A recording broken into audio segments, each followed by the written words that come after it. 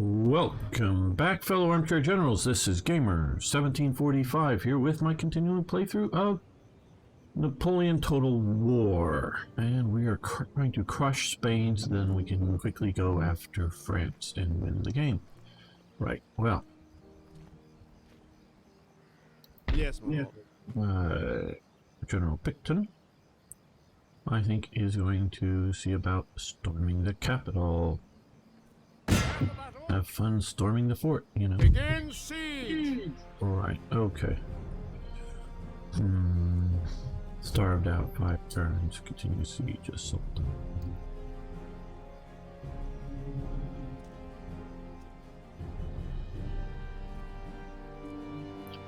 I think we're going to continue siege at this moment. We're about bottling them up. Now, here.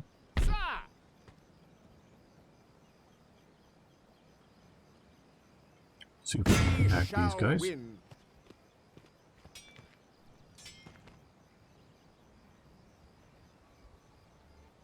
I think on this, even with these guys, we're going to do an auto. Victory probably the best is ours. result.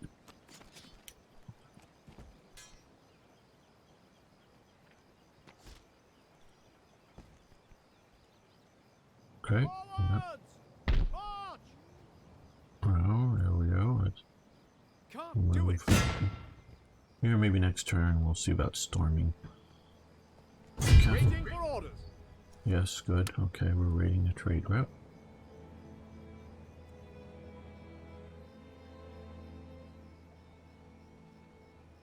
Make ready. Let's come after these guys that are raiding our trade route.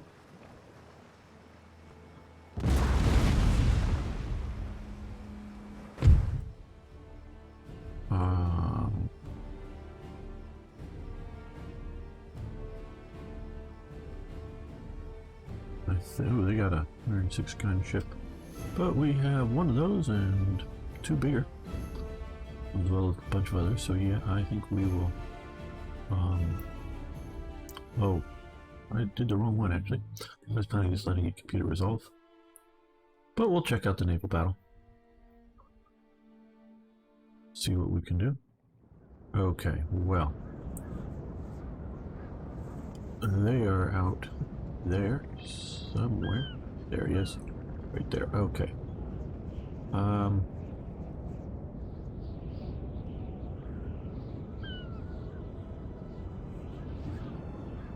Doesn't seem like they entirely understand the idea of ship of the line. And they're giving me 2 lines.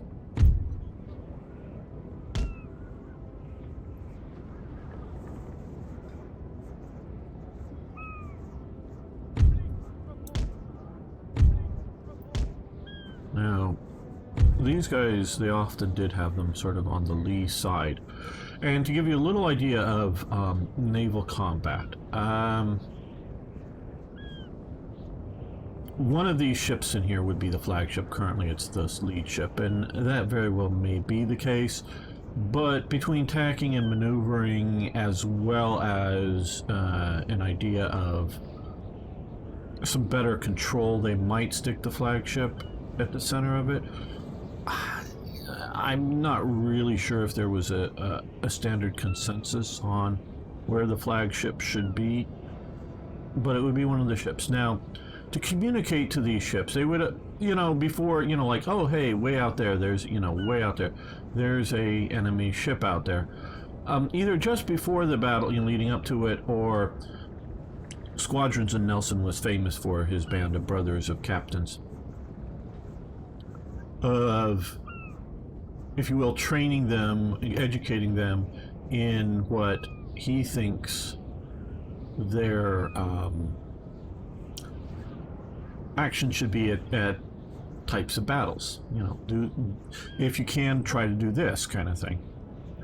And he definitely did things different than what was conventional at the time. The convention was to maintain the line of battle like this, because we can see here, or you click here, you have most of your firing is out the sides. There is a little to the front and to the rear, but so you're effective along the sides. And so you want to go along the sides of the enemy and have yours shot at them.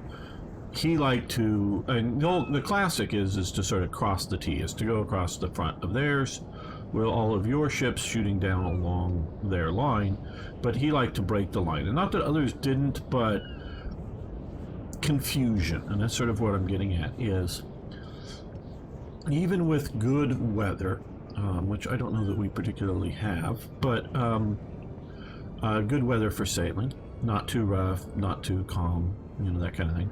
This looks maybe a bit more calm, but I don't know. We'll see in a moment how they sail. And you would spew out huge amounts of smoke as you fired the guns. And either you're firing the guns, if the wind is, like as it is going this way, starting down here and going this way. If you're firing this way, you're firing out and the smoke is coming back at you. So it's sort of blurring and potentially, you know, smoke from here coming out to other vessels. If you're firing over this way, well, the smoke is just blowing into the direction that you are shooting. So it's all this makes seeing up and down this line really difficult. So what they would have is they would put the frigates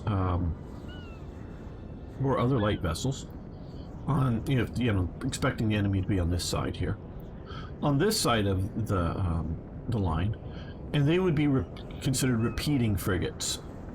And the idea is the flagship would hoist a signal, close the enemy, common one, you know, get closer, or you know, everybody, you know, attack in column, whatever, you know, like from here to then turn and go this way. But this one doesn't turn until he gets to this point. So they all, you know, come up to the point and turn roughly at where the flagship turns, as opposed to everybody just turning all at once and going in another direction. So they would send up this message, and sometimes they would have a preparatory flag that would go up along with it. Prepare to attack. And then that would be prepare to attack, and they'd all attack at the same time with the wind to say zigzag back and forth to get nearer to the enemy, or something like this. So they would have a preparatory. And these ships out here able to see this flag up here better than this guy back here, and this guy's better able to see the flags here, you know, so it's like triangulation down here, see the flags, because often the sails were set much more than this and really hard to communicate. And so, you know, they'd raise the signal with a preparatory flag. This guy would raise the signal with a preparatory flag. The preparatory flag would come down. That would mean now we all do this thing. And so you much quicker communication, as opposed to now we all do this thing and then this one repeats, then this one repeats. So by the time you get to the end of the line, it's delayed, as it were. So that is, their flags are their primary means of communication between ships during battles. Okay, we're going to The start Formations button opens a browser from where you can select preset formation. Let's see, where is our super fast speed? Oh, no, pause. I forgot, I've got to tell them to, like, go to, they're not just already sailing. Okay. It's been a long time since I've done a naval battle with this game. You do this, well, you do more like that.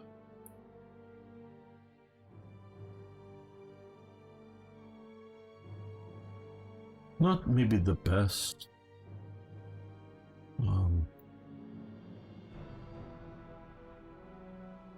naval management kind of for a game like this. I don't know how well I'll be able to keep these guys in formation.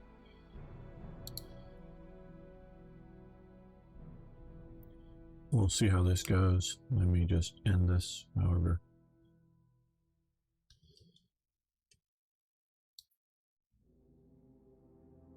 This goes, so if, yeah.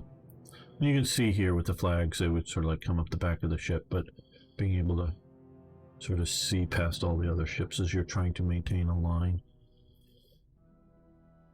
And of course they would have, you know, given a specific order. So even if some of those lighter ships were faster, they would reduce sail to keep up with,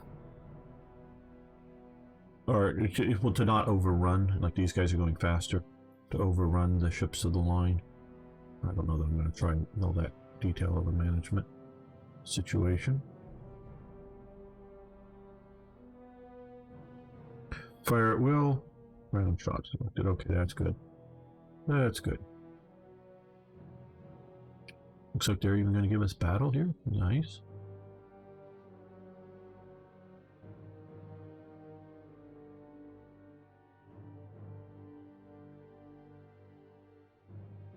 Well, let's pause this. Yeah, let's just sort of.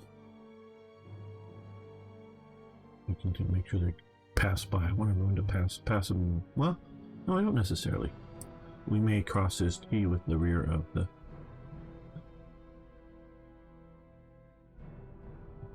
line, but the first few I want to go right in alongside of him. This first ship always gets it sort of the worst of the line because he's fresh, and now he's fresh. He's firing his chase guns, which are either guns in the rear or the front.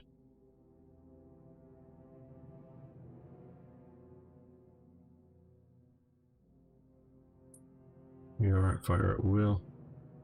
Yeah. So now this one pours a broadside into him. This one pours a broadside into him. This one we're going to swing this way, which may be sort of unnecessary by this point because he's not really moving very well.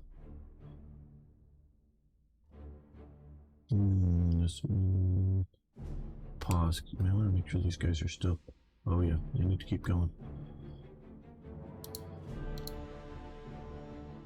Okay.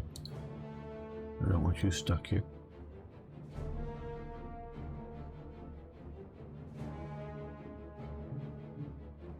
I don't really want to fire into you.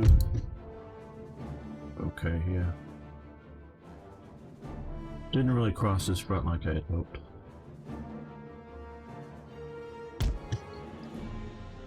And now he's going to try to rake us, is that it? Huh? Now he's being raked from his rear. Okay, end battle. Heroic victory. Good. And especially as you saw how The sea is ours. right, we just sunk him. As he came behind the last ship came behind, and the other ship turned. It fired down the length of his ship, and that is one of the best. That is the best way you could do in a ship-to-ship warfare, because when you have ships next to each other and their long axis broadsides, cannonballs come in one side, and unlike Mythbusters was entirely wrong about this in their myth-busting attempt about splinter effects, because I know from history they're wrong, and I watched the episode of Firing a Cannon and this. When they didn't get very many splitter effects shooting through it, what they did is increased the propellant charge of the round shot to go through to see if that did any more damage. Where I know, if they had opened a history book about it, would know a carronade, which is a big bore gun that shoots actually the balls slower than a standard cannon, does more splintering effects. So you don't want to punch a neat little round hole through their vessel. You want to hit it and splinter the hole through it. So yeah, they were wrong on some of that. But it comes in one side and goes out the other, and there may be splinter effects. You may hit something like a cannon, and then that would send the ball going in a different direction, through the vessel, and then send the cannon moving in an opposite, direction, sort of bounce off each other and do all kinds of additional damage. If you fired from the front of the ship, at the front of the ship, the ball would travel all the way down along the length of the ship, hitting people and things, and do a lot of damage. But the front of the ship has a lot of thick oaken wood that would considerably slow the balls down.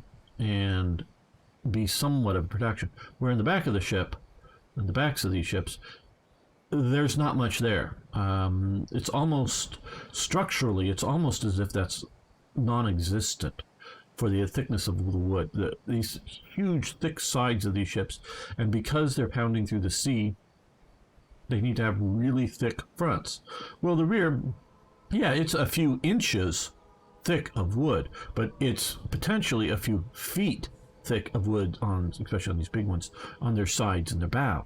So if you hit them in the rear, you punch through so much easier and can travel the distance so much more effectively along the length of the ship.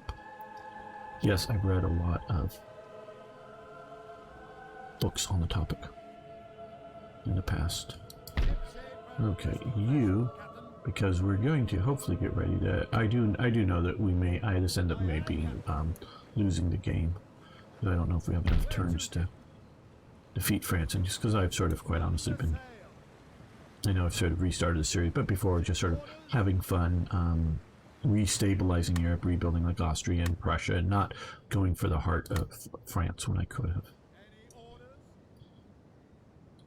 Having fun doing battles and strategy and talking about things. Alright, okay. So, we're going to send our bulk of our navy up there. We do have some out here in the Mediterranean fleet here. When we go after France, this, there we go. You know, some 74s. And I think some over here, yeah, lighter vessels, but still enough to probably deal with whatever French or French allies that may appear in the mid. But I'm more worried about anything coming out of here. You just don't need them raiding my ports when we go to war. So let's give, well, is there, yeah, probably nothing really to do up here because we have our armies, we're sort of waiting to move against France. Italy, there, okay, yeah,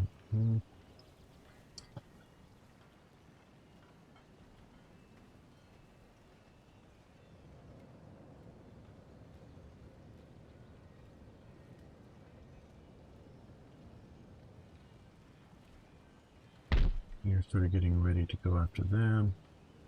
You're, well, you're getting a little more ready to go this way, I think.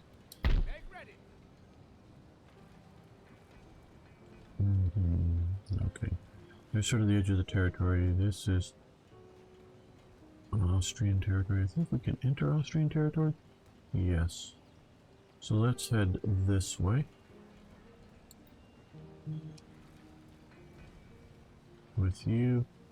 See there, France is at war with the Prussians up there as well. Well, let's send you around the road this way. Harvesting supplies. Right. Lord. Okay.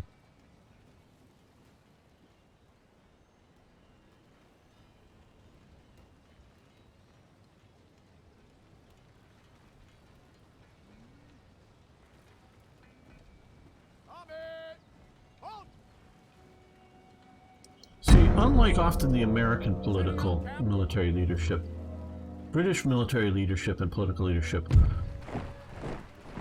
the war on the side of Poland, decline, break alliances. Okay.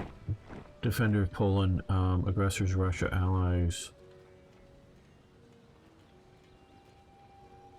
Huh? Our war on the side of Poland, decline, break alliances. Allies declare war on allies. Okay, aggressor, Russia versus Poland. Okay, this gets to our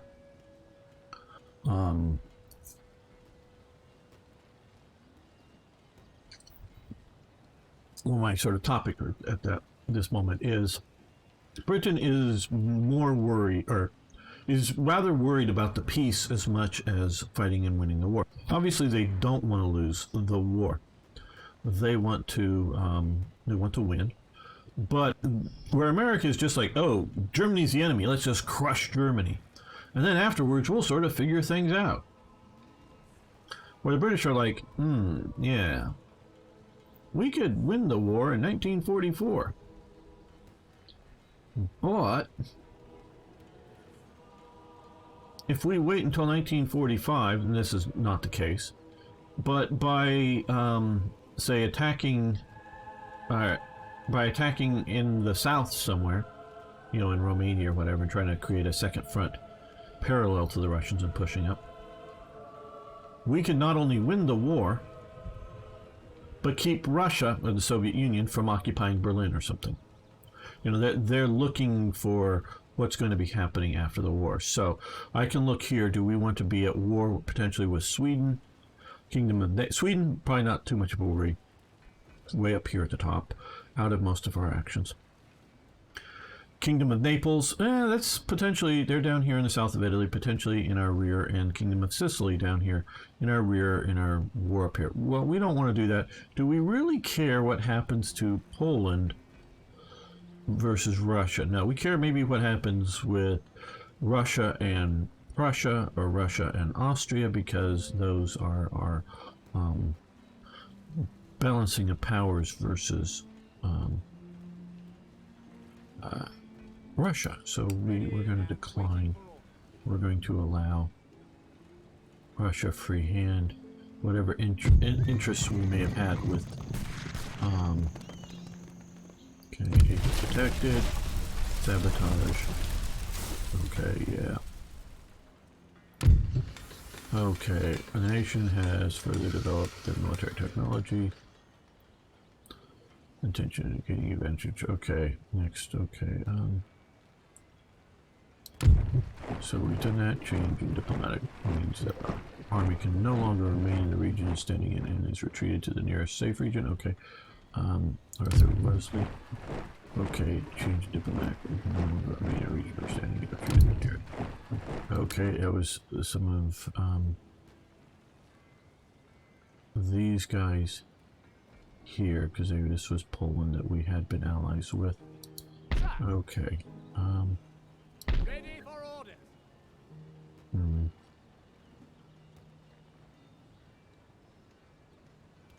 Right.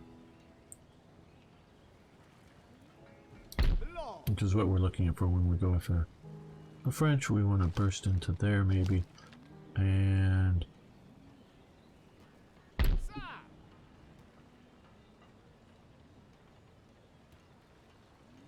well,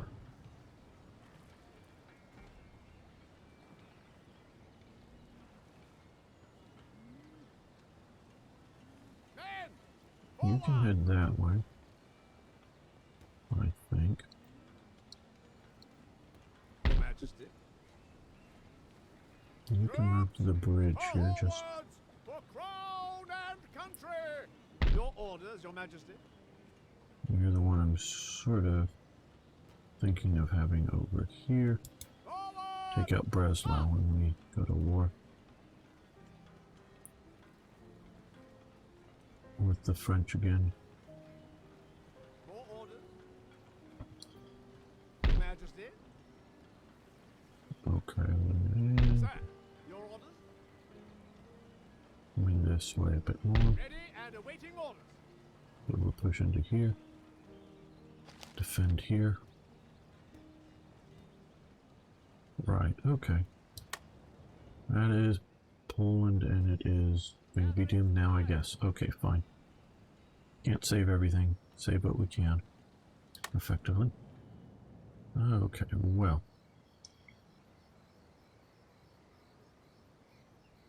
Sir, your orders. Forward. No, no, no, no, no, no, no, no, no, no, no. I want you Any to further orders? join the Sorry, siege. sir. Can't Join do the it, siege. sir. Can you join the siege, or is it Not possible, sir. turns until surrender? Okay, Siege works underway. okay, I do not really want to... I don't like fighting sieges in this game. They're just sort of messy and... I don't know, don't do well. And since it's so clearly probably a victory, let's just take the victory. We are mighty and unbowed. Raise the flag! settlement captured Madrid, Spain. Liberate. Original give a new protectorate in the region loyal to your nation while diplomatic relations are strong. Resources we're going to liberate. We're going Ready to and waiting for Right, to- march. recruitment report. Okay, yes. We got a few more troops. Good. A general available. Good. John Stewart. I don't. It's a historical name of it. Current general. Grasp sub. +1 to command when besieging for Picturn. Yeah, Thomas Picturn is a real general from the period. That's good. If I'm not understanding siege warfare. Good. Nation destroyed. Spain. Goodbye. Yeah, how sad. New nation arises. Spain. It's friendly to us. Okay, so now we have Spain in our rear that is friendly. That is a good thing. Men, forward. Now we are going to move on, destroying the Great Ogre, otherwise known as Napoleon. Okay, can you get all the way to here? Cool. Well, it's going to take a couple of turns, I guess. Yeah, it's probably best from where you're at. Gathering supplies. Yes. Forwards. March. Your Majesty.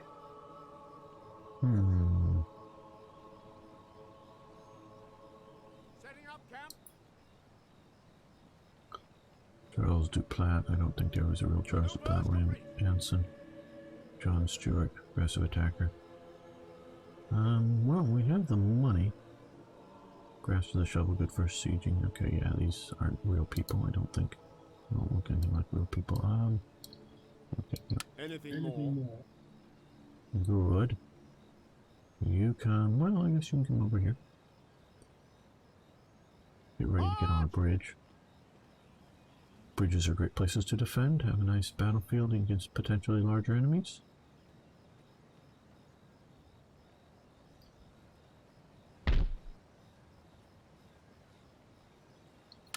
Line of every guy, he can come over here and join up, Any hopefully. further orders? Okay, we see a French fleet sort of forming over here. Orders? So we're going to send these guys up here. No, we're not running away because we've got these guys over here. Bristol fashion, Captain. They're going to head Sail. that way. Any further orders? Any orders?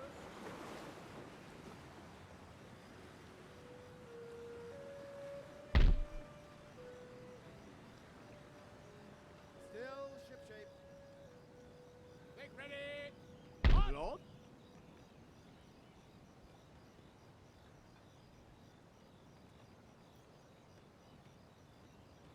Right.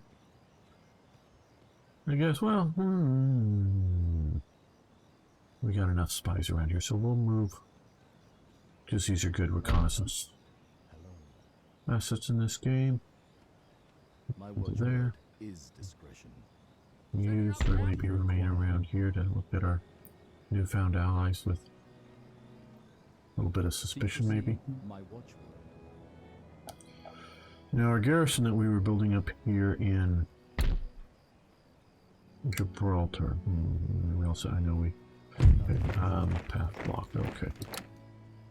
Whatever. Okay, we probably don't need you here so much, and I don't know how much we're going to need you in the Mediterranean because we've already sort of secured between our sort of Italian allies and our actual sort of current occupations. The Mediterranean is fairly much a, British lake at the moment. So let's send you guys all the way up over here now. It'll take a couple of turns, but just get going.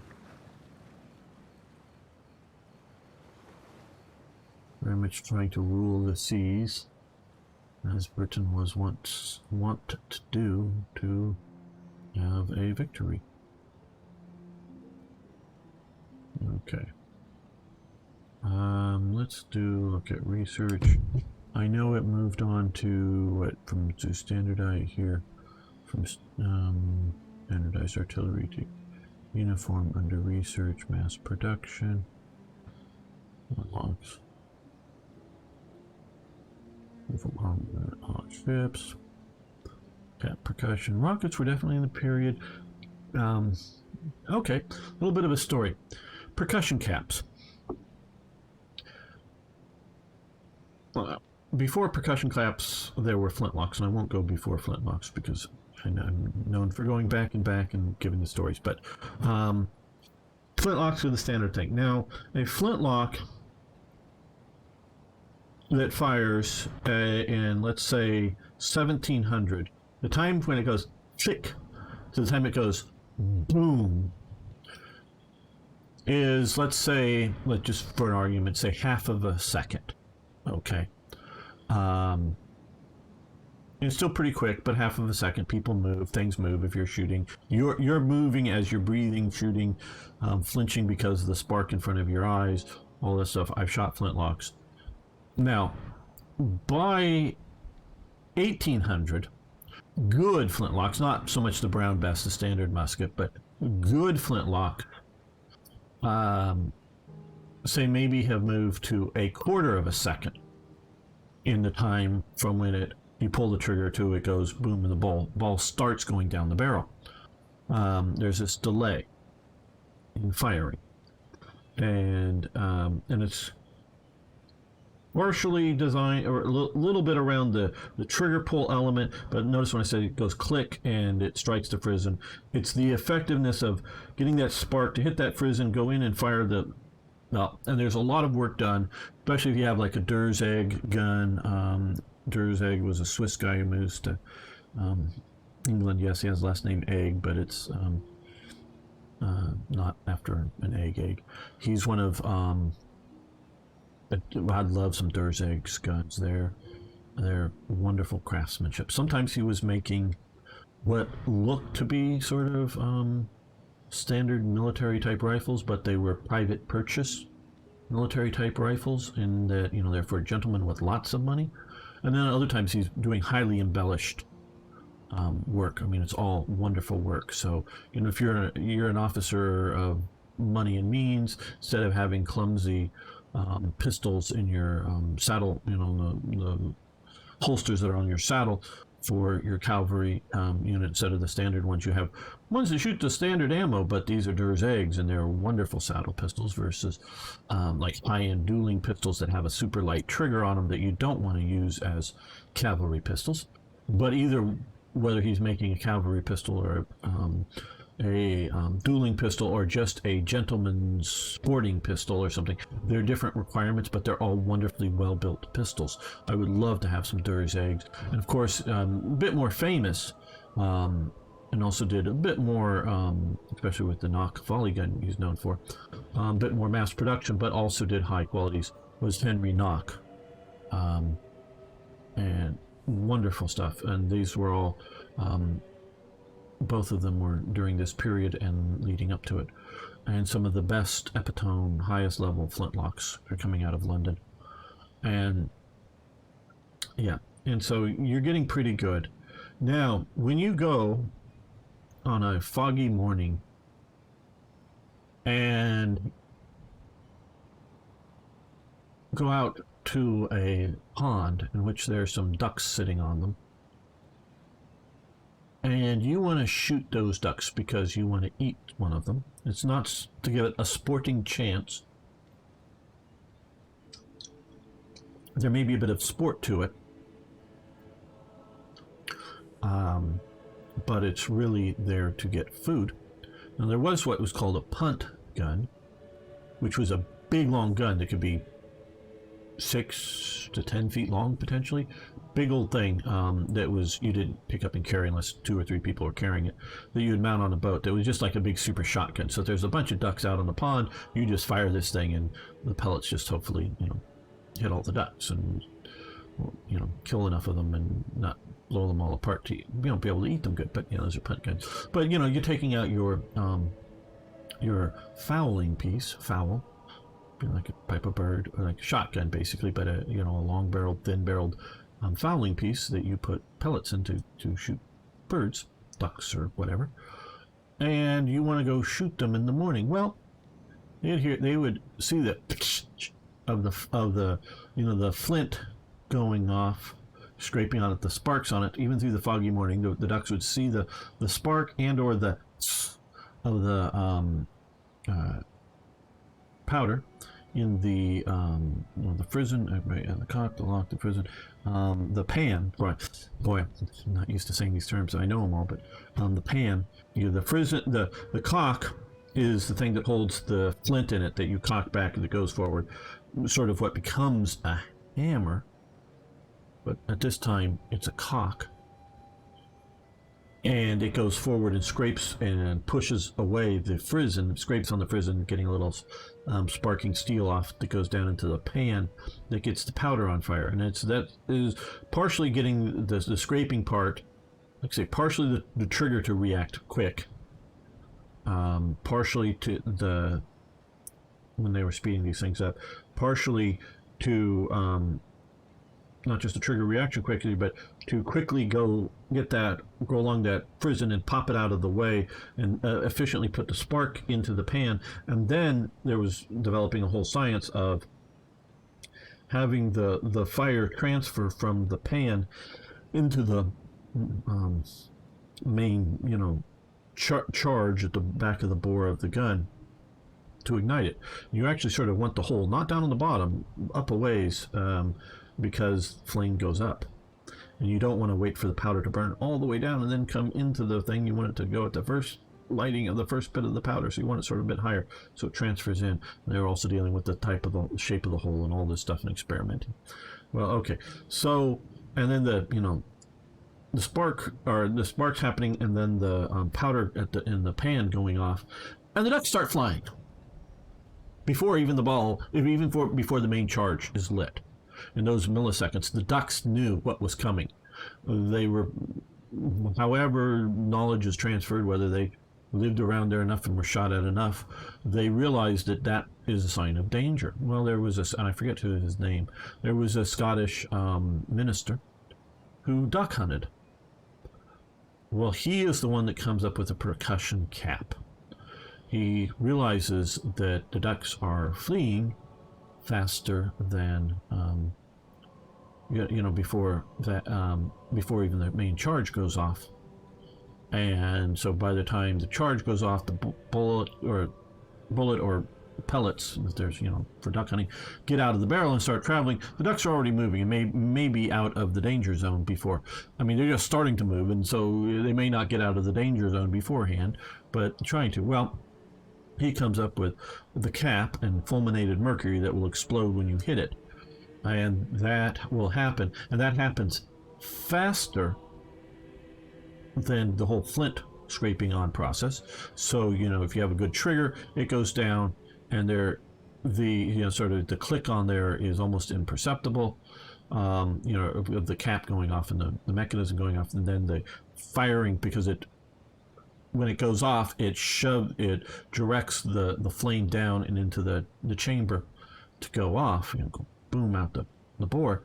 But that all happens faster. Plus, you don't have all of the spark. One, you don't have the delay is a major element. Two, you don't have all the sparks to be seen for hunting.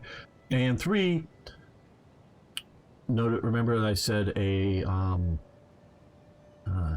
foggy morning to go duck hunting. Well, you don't get your powder messed up, because it's not normally, things can rain bad enough, they can get bad enough, can get the powder in your main charge wet enough that it doesn't work, but it's normally the powder in your pan that goes. And there's a whole other sort of science in developing waterproof, or attempting to make waterproof, from not like to go underwater with water pressure, but just water in go to Scotland. It's rainy downpours. If you want a flintlock pistol or rifle to work, you're not necessarily doing very good. So the really high end stuff had lots of high quality tolerances. So when it's closed, it's more sealed, but also to channels to run the water off and all this stuff. I know I'm going in the weeds here. Hope it's interesting. To run the water off away from that pan and not foul that powder up, and it's normally not in the milliseconds, normally at least, between when the spark is hitting and generating and going in and get that. It's normally not then that the powder is spoiled. It's normally beforehand the powder is spoiled. Well, if you don't have any powder there and you have this fulminated mercury cap thing that is, you can soak it in water, doesn't affect it. I mean, it might eventually rust or whatever, but and I don't know if fulminated mercury might eventually float away. But basically, if it's wet, it still works. And so this works much, much, much better in the wet as well. And so it's much more reliable, because there are battles in the Napoleonic Wars that basically the powder did not work. And so the guys, I mean, not that there was zero shooting, but very little shooting. So the guys basically end up just stabbing each other with bayonets. So the percussion cap is a whole leap forward in various efficiencies and reliabilities. And, now you're going from, originally we were talking at the beginning of the 18th century. I'm not saying this is the actual times, but just a proportionally situation. You're going from a half a second to a quarter second at the end of it to, and right about 1820, I think it's like 1818 or something. He initially comes up with this idea in Scotland and tests it out and gets the first, his tool, his personal manufacturing of them, like around like 1818, 1820, just after the Napoleonic Wars are over, and it takes years. Not many, but years to start, filtering out. It's like, wow, this is wondrous. And so, but getting into military use, it takes years for that to happen. So this really is, in my opinion, inappropriate for this game. But,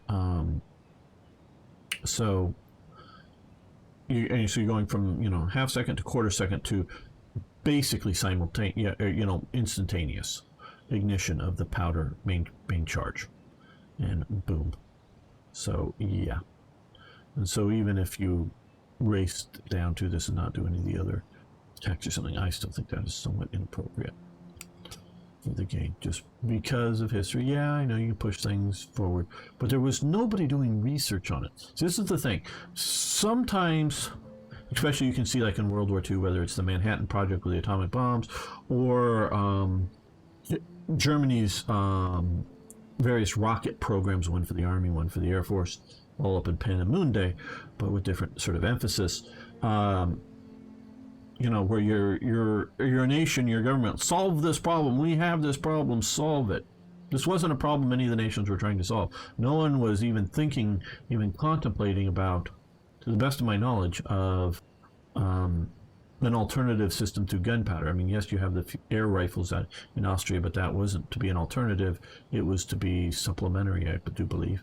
And so there's no real, let's solve this problem. No, it's just, this is the way the world is, until this Scottish guy starts tinkering around with it and comes out with it. So it's not like you can see, before World War I happens, you have the first adoption, I think it's before World War I, but right around that time, you have the first adoption of a semi-auto rifle by a military in Mexico. They're made in Switzerland, but it's a Mexican officer who develops it, designs it, but Mexico can't produce it, so he hasn't produced it in Switzerland.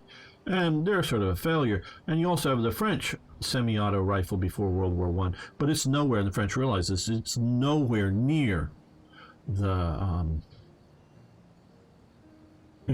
technologically capable of being a reliable military weapon. And this is why they enter World War I for one of the major nations with one of the most outdated systems, because they think semi-auto is just sort of around the corner, coming soon, and why spend huge amounts of money updating to a better bolt action with a stripper clip if we just wait another 2, 3, 5 years. That's all it's going to take. This is what they're thinking in 1900 and 1910 and 1914. Just 5 years around the corner, and we'll just have to buy make all new rifles again. Our 5 million rifles. We'll make 5 million better bolt actions, and then 5 years later we'll make 5 million new rifles. Let's just wait the 5 years, and these rifles, if war breaks out, are good enough. And they were good enough, but they weren't good. And so, the semi-auto rifle is being pursued, particularly by the French, I think, as the primary government pursuing it at, before World War I. and we don't really see it adopted in it. There's the Soviet SVT that is adopted and is mass used, but is never, I don't think, thought good enough by proper Soviet people, people who really know, to replace the Nagant rifles. It's more like, yeah, we got these new toys, let's use them, but let's keep manufacturing Nagant rifles in large numbers to protect our nation from being invaded, because these other toys are still just toys, the SVT. And you have the first real mass adoption of a really good, the Germans are also, before the start of World War II, trying to do a semi-auto rifle that they eventually get one that's good enough. It works well enough. Not as good as later post-war rifles, not nearly as good as post-war rifles, and not nearly as good as the M1 Garand, and you finally get that with the M1 Garand. So there we see nations throwing resources at a design problem that they know, because you have machine guns, they know that you can do semi-auto or full auto fire. It's because they're already doing it. They already have submachine guns. It's just trying to make a rifle that works, that's reliable, and able to handle what they want to have as a rifle cartridge. And all of that stuff, so they know it's all solvable. It isn't like the unsolvable question. Well, I am seeing that there is this pretty big fleet here. We're bringing up the one from the south.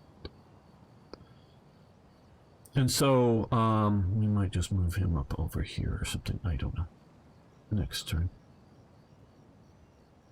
We'll get the French there, correct? And so, you have that kind of stuff going on, and I'm really sort of happy to the idea that maybe you could push faster on things, throw more resources at it, then tactical retreat. Okay, where are we looking at? Okay. Oh, this has been taken by the French, and the Austrians have lost it, so we've had to come back, so we're getting ready to go to war with them. Nation destroyed. Poland, yeah, didn't figure it would last long. Arthur Wellesley, okay. Tactical retreat, okay. Building constructed, okay. Let's go look there. In Provence, okay, good. So now we have some level of fortifications here. If we send our army out to go wandering around the countryside, we have some idea that our forces, our fortress will be here when we get back. Forward! March! Troops, forward! Okay, let's see, we're going to grab a general here, just give us another cavalry unit, but also just the idea of corporal gold braid, whatever. Oh, in terms of your new commander. Oh, I don't want a new commander. Well, okay, well, I guess not. Okay, whatever. Men,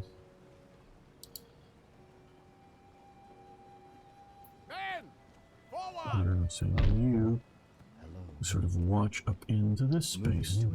More orders? See French army movements.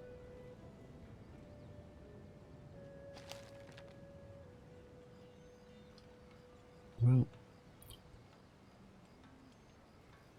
Yes, I think we're going to see about moving you this way, so let's March! actually come over here with you. Your orders, Your Majesty. He's going to join up. Create a bit of a force here. Ready and waiting for orders. Forward! Yeah, into there with you. Got a lot of these fencibles, which is fine. But let's get the two regulars into here. By the left! March! Okay, so now he's still shattered from some of the earlier battles, but hopefully recruiting back up. Because remember, that was the stuff that happened. Oh, yeah, come on, camera control. Yeah, in and around this area here. Before with the Spanish. Lord? You come out here to your spot there.